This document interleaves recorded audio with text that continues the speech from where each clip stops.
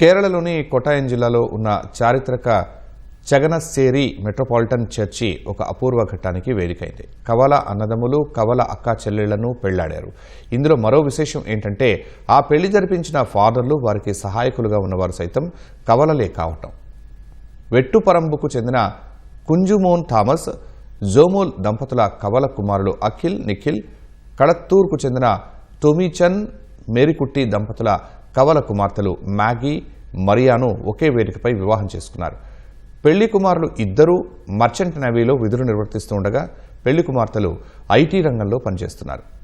ఈ వివాహ వేడుకలో మరో ప్రధాన ఆకర్షణ ఏంటంటే వివాహ తంతును జరిపించిన చర్చి ఫాదర్లు కూడా కవలలే కావడం.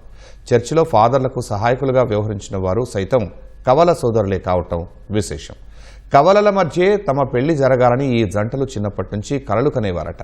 తమ కలను నిజం చేసుకునేందుకు ప్రత్యేకంగా కవల ఫాదర్ల కోసం గాలించి మరీ తమ చిరకాల వాంఛను నెరవేర్చుకున్నారు. బంధుమిత్రుల కోలాహలం మధ్య జరిగిన ఈ అరుదైన వివాహానికి సంబంధించిన ఫోటోలు, వీడియోలు ప్రస్తుతం సోషల్ మీడియాలో వైరల్గా మారాయి.